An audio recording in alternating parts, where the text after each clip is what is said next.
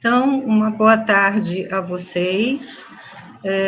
Primeiramente, eu queria agradecer o convite da Diocese de Mossoró para participar e contribuir com a reflexão sobre missão e política, não é? Como teóloga e leiga, para mim é sempre uma grande alegria contribuir com a formação dos leigos de diferentes e por diferentes formas.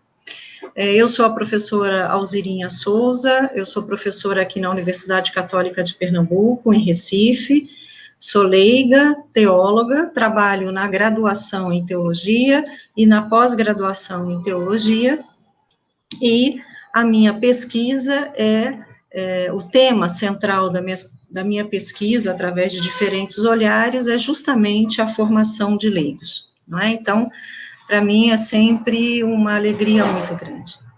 Então, o tema que nos traz aqui é missão e política. E aí eu dei um subtítulo que se chama A Política Realizada a partir da Compaixão.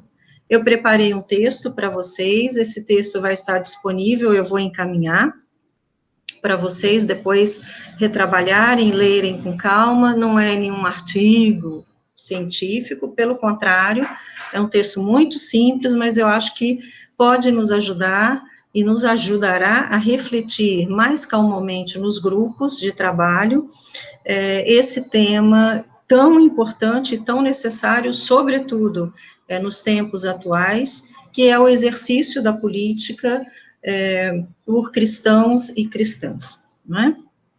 Então, eu começo dizendo que o tema da política na vida cristã, ele é sempre controverso. Nem todo cristão ou cristã tem clara que ele não somente deve e tem o direito de fazer política. E veja, não estamos aqui dizendo de fazer campanha eleitoral, de política partidária, de gente que fica se opondo a partir de interesses comuns. Essa política partidária, essa campanha eleitoral, é uma das expressões do fazer político. Eu estou aqui dizendo para vocês de um fazer político maior e mais amplo. Por isso eu estou pensando a política como fazer o bem para o outro, como um mecanismo que temos na sociedade em que vivemos, e que permite melhorar a vida, incluir pessoas, restituir a esperança e, por consequência, a dignidade do outro. Isso, para mim, é política, e é isso que eu estou considerando aqui na nossa conversa sobre o que é política. Ainda que nos dias atuais, ainda mais que nos dias atuais, o referencial do que é político e de fazer política está sendo, de maneira geral, o mais negativo possível. Lamentavelmente, a política passou a ser utilizada para excluir pessoas, para a corrupção dos bens públicos, para suprir os interesses daqueles que se apoiam entre si, dos interesses familiares, dos interesses pessoais, e raramente, ou pelo menos cada vez menos, vem sendo utilizada para o bem comum. Quer dizer, para todas as pessoas, sobretudo as mais vulneráveis, para que essas possam ter suas vidas melhoradas, restituídas em esperança e em dignidade. Por isso, nesse encontro, eu gostaria de pensar junto com vocês a razão primeira pela qual é dever e responsabilidade do cristão fazer e se envolver politicamente na sociedade. E que, por consequência, podemos dizer que temos um parâmetro para escolher os nossos representantes políticos de alguma outra forma. Pois muito bem, para pensar isso, voltemos à pessoa de Jesus e à sua prática. A prática de Jesus tem um elemento que é muito claro, que é a compaixão. Em toda a sua prática, Jesus age por compaixão e em suas parábolas, em seus ensinamentos, ele fala sobre a compaixão e nos ensina sobre a compaixão. Mas, afinal de contas, o que é a compaixão para Jesus? Então, compaixão para Jesus é a capacidade que Jesus tinha de considerar o sofrimento do outro. Nós costumamos dizer hoje de nos colocarmos no lugar do outro, que o sofrimento dos outros nos toque de alguma forma, né? Nos leve a fazer alguma coisa com esse sofrimento, não é? Que ele nos toque e nos impulsione a uma outra forma de ação. Isso é compaixão. E Jesus fazia isso pelas dimensões existenciais, por exemplo, das exclusões, das injustiças, mas fazia principalmente pelo reconhecimento das necessidades concretas das pessoas. A compaixão de Jesus e a maneira como Jesus se relacionava com as pessoas era uma maneira muito concreta, não é? Por mais que hoje em dia se queira fazer uma abstração da pessoa de Jesus, ele era um sujeito concreto e que tinha atitudes muito práticas em relação àqueles com quem se relacionava. E o texto de Mateus 25, 34 e 37 nos lembra isso. E eu lembro o texto para vocês. Então dirá o rei aos que estiverem à sua direita: Vinde, benditos de meu Pai, possuir por herança o reino que vos está preparado desde a fundação do mundo. Porque tive fome, deste-me de comer, tive sede e deste-me de beber, era estrangeiro e hospedaste-me, estava nu e vestiste-me, adoeci e visitaste-me. Estive na prisão e foste me ver. Então os justos lhe responderão, dizendo: Senhor, quando vimos com fome e te demos de comer, com sede e te demos de beber? Jesus, então, estabelecia relações com as pessoas a partir das suas necessidades, da fome, da sede, daqueles que eram imigrantes, dos doentes, dos despidos, dos abandonados, dos solitários.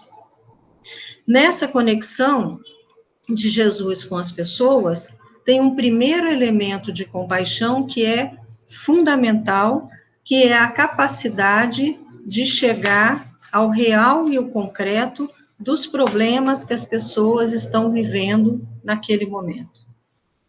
Nesse sentido, para Jesus, primeiro vem a compaixão, isso é, a capacidade de ver o outro, de buscar e transformar a realidade desde aí, e depois vem a ideia do julgamento, do pecado, todas aquelas coisas que antes, muitas das vezes, nós julgamos primeiro, para depois ter uma atitude de compaixão.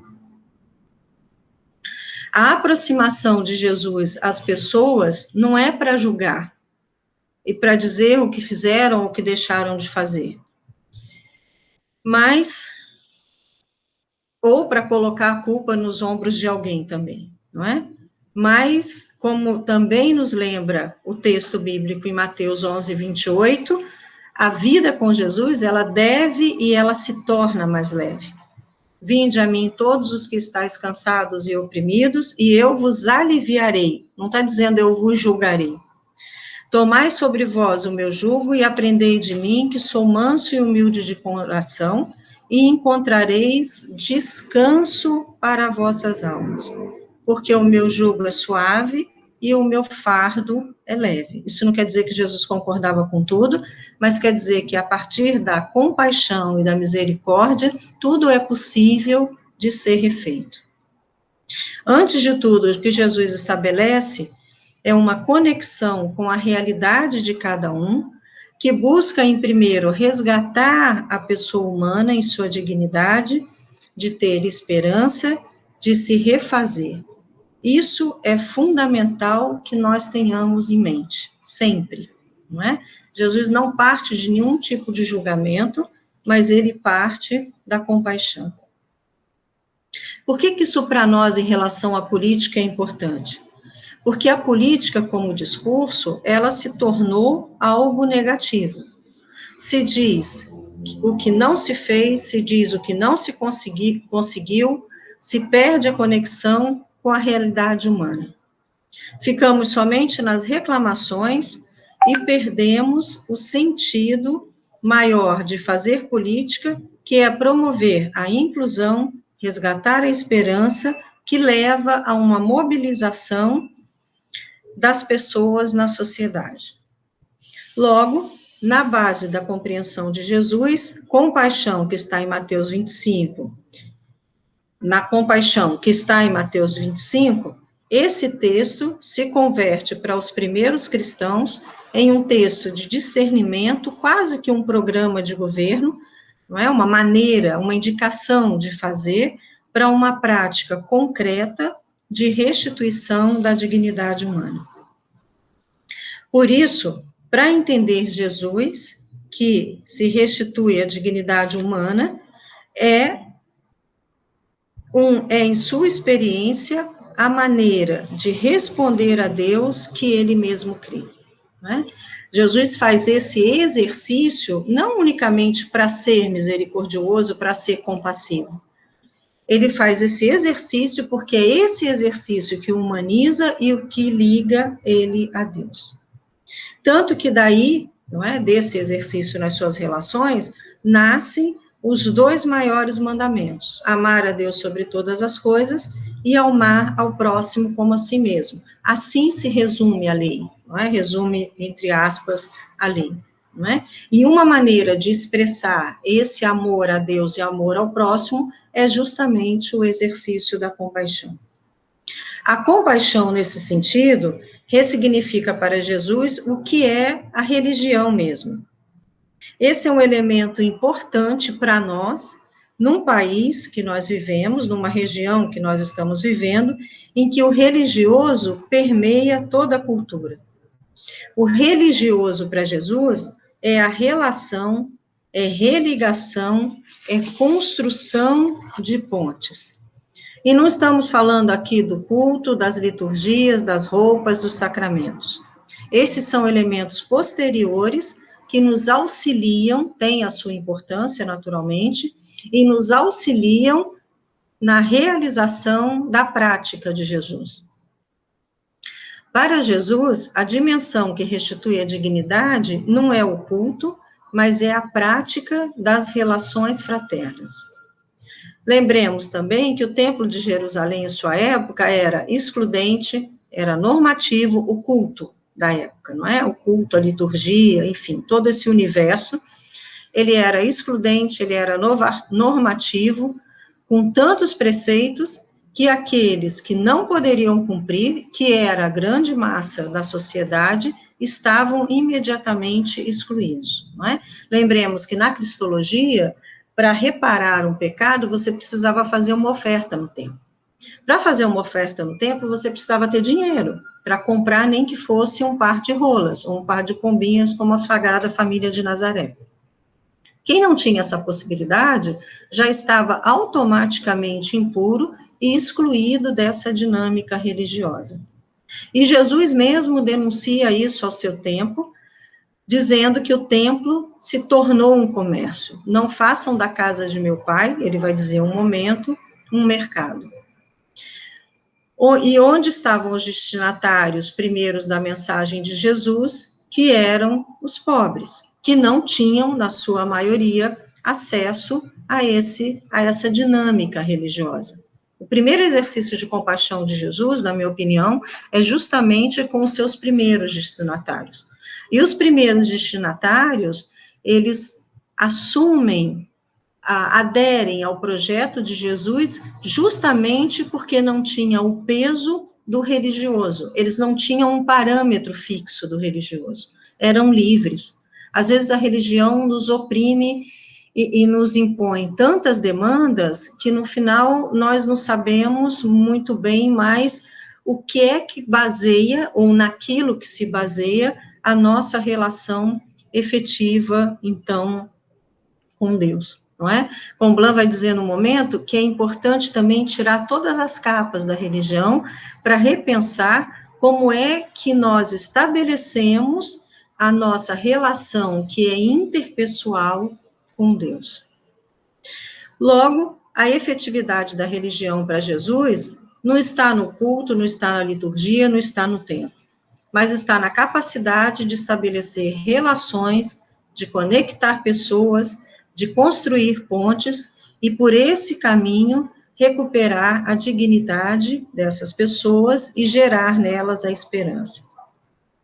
Por isso, a compaixão ter compaixão não é sentir pena do outro, não é ter simpatia pelo outro, não é ter simplesmente uma empatia. Está muito na moda agora esse nome, não é empatia.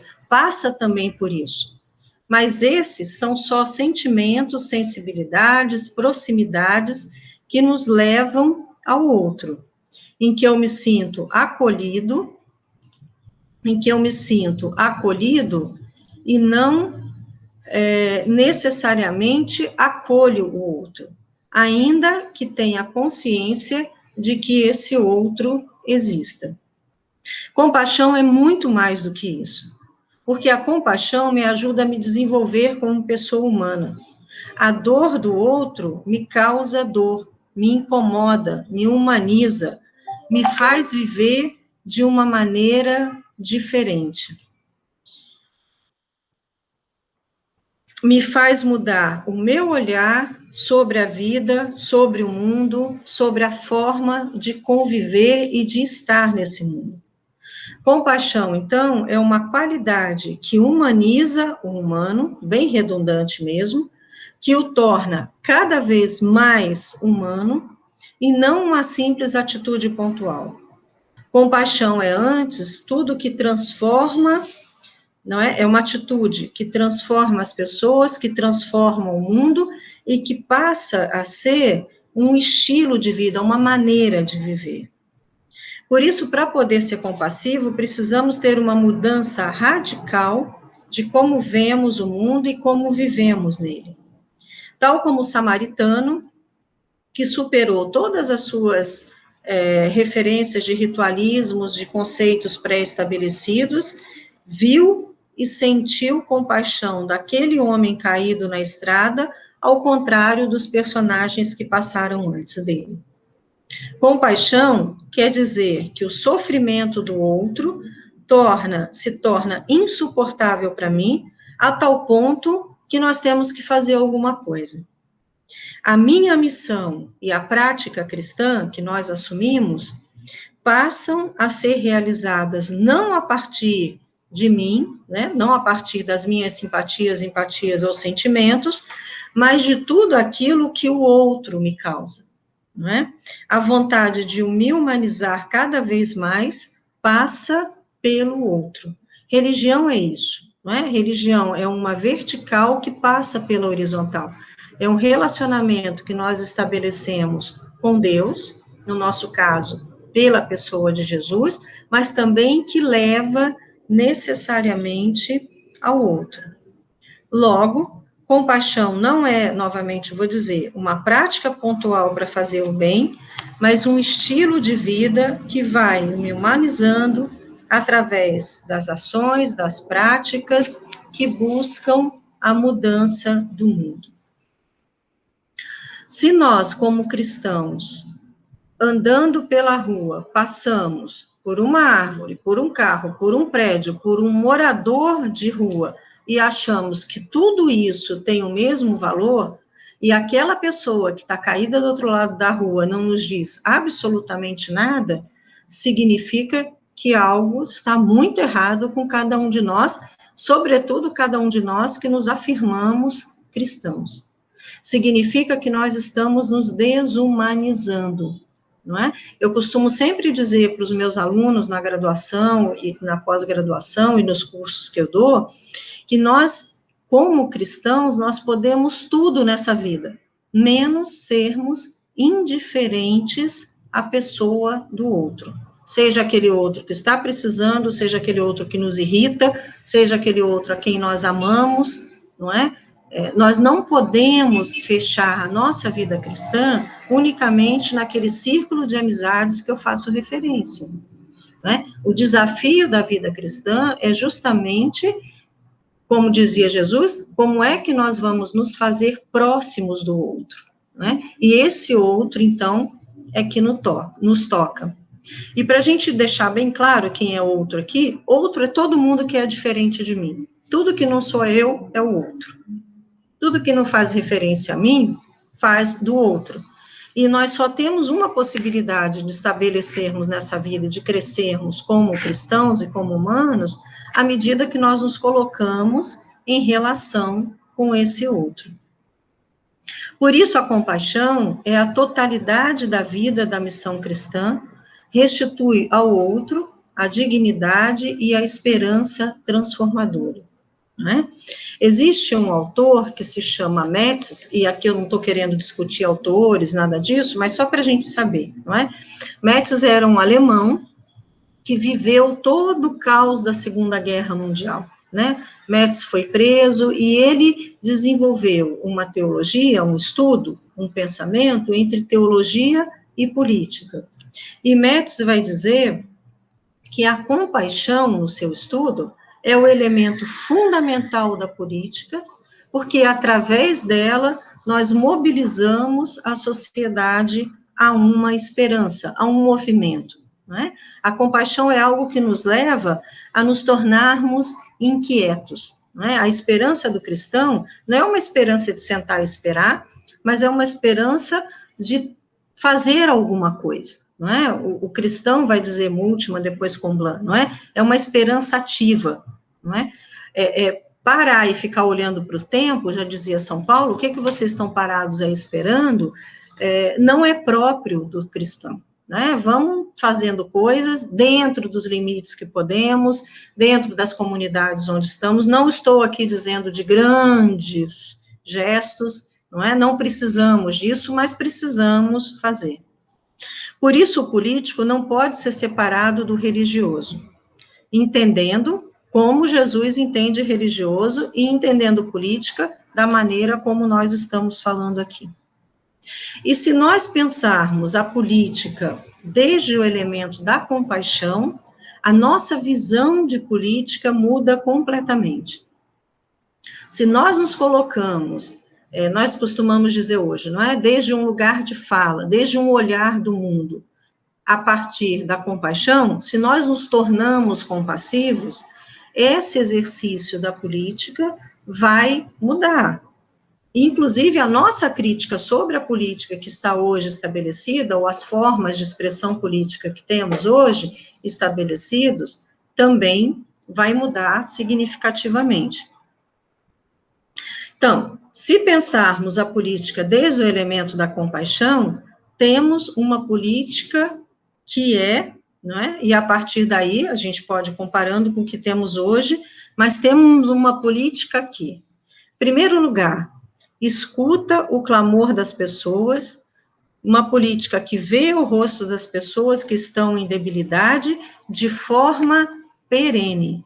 Não é uma política pontual. Não é uma política de dar R$600 às pessoas agora, porque é uma emergência, daí é emergencial, mas é uma política que também pensa como é que a longo prazo nós vamos dar trabalho, terra, teto e dignidade, como diria o Papa Francisco, e dignidade para essas pessoas.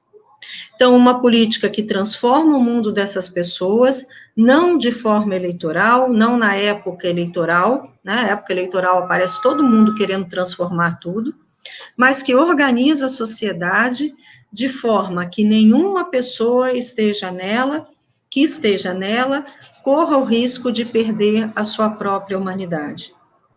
Uma política que seja não só para aqueles que estão no meu partido, mas, e que têm os mesmos interesses, mas para aqueles que buscam a sociedade, para aqueles todos que estão na sociedade, ou seja, para o bem comum. Número 2, uma política a partir da compaixão, é uma política que busca estabelecer relações concretas com as realidades das pessoas, suas demandas, suas liberdades, suas necessidades. No meio político onde estamos, depois que passam as eleições, normalmente a gente não vê mais político nenhum vindo nem no nosso bairro, nem na nossa praça, nem no nosso comício.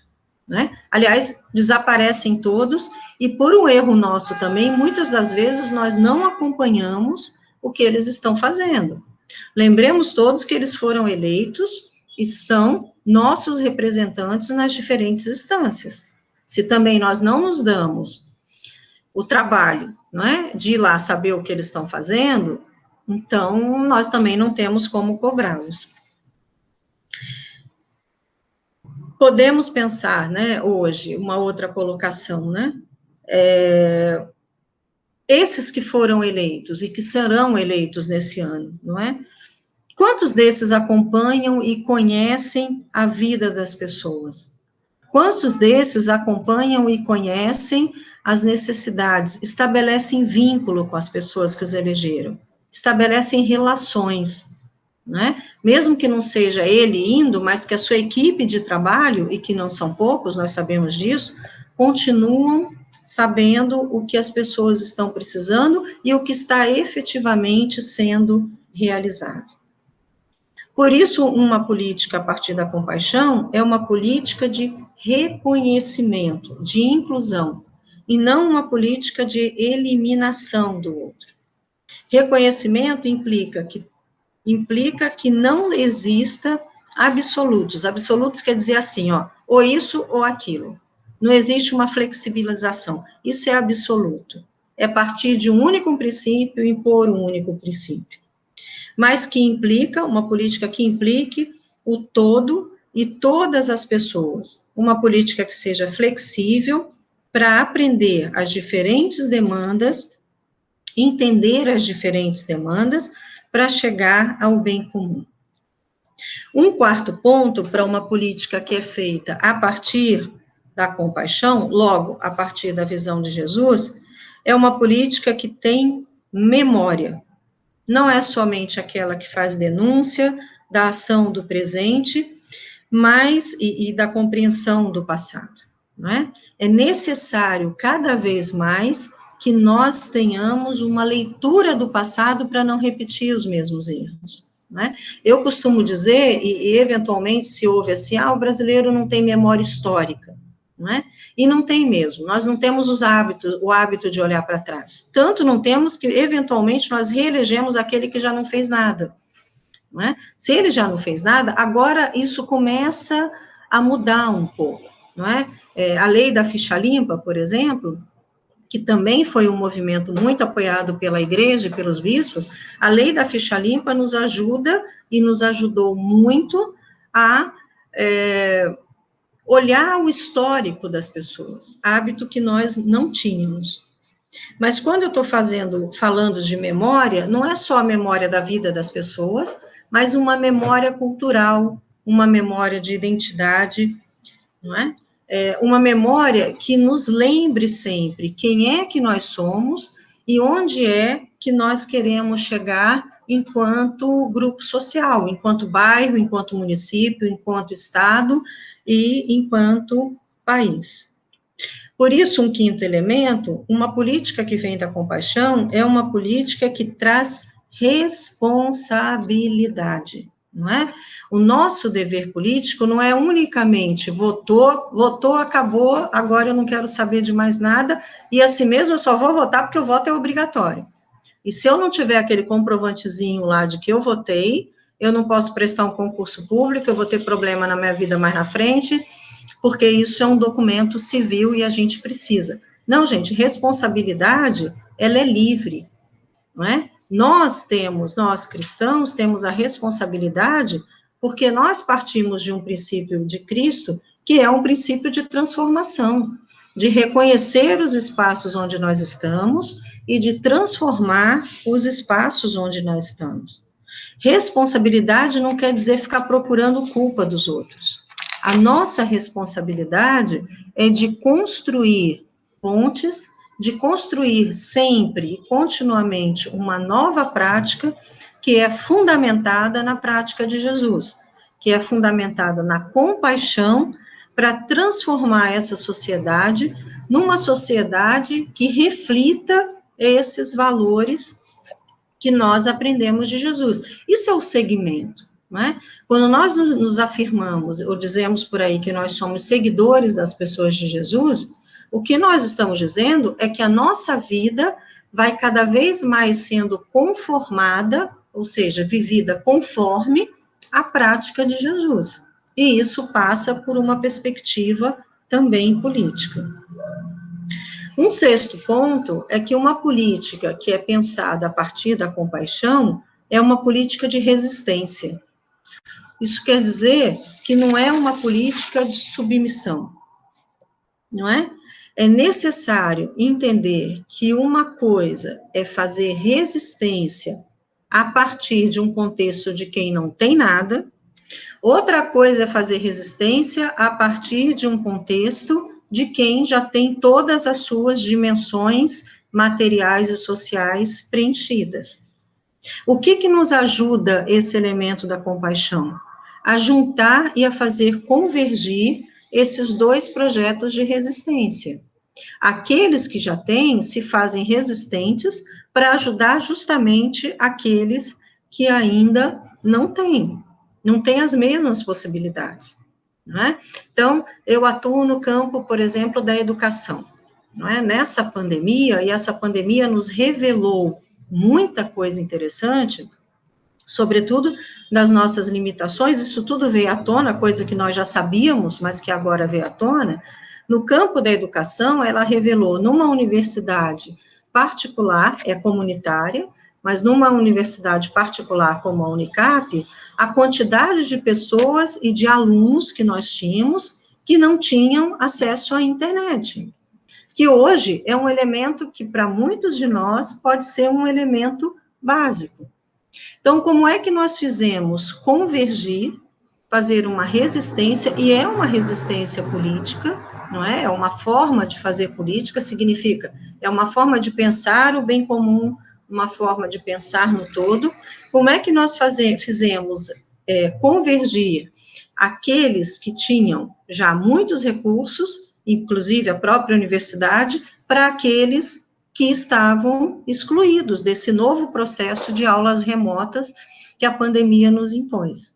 Então, nesse sentido, a resistência, ela só é resistência, não é porque é teimosia, não é? Eu vou resistir porque eu sou teimosa, porque eu não concordo. Não, porque ela tem uma meta que é transformadora, ela tem uma meta que supera aqueles absolutismos do ou é assim ou não é assado, que supera a exclusão e que gera um outro movimento de inclusão. E um último ponto para reflexão nossa, uma política vinda a partir da compaixão é uma política que leva à liberdade humana, leva as pessoas cada vez mais a se tornarem livres, e não a escravidão das pessoas, que gera uma liberdade libertadora, não só nos livra das más condições que eventualmente temos e que as pessoas que nos incomodam, nos impulsionam têm, mas que transformem as pessoas, que as motivem a lutarem pelos direitos que beneficiem toda a sociedade. É a liberdade que nos leva a conquistar, nos leva a resgatar, a reconstituir uma política que vem da compaixão.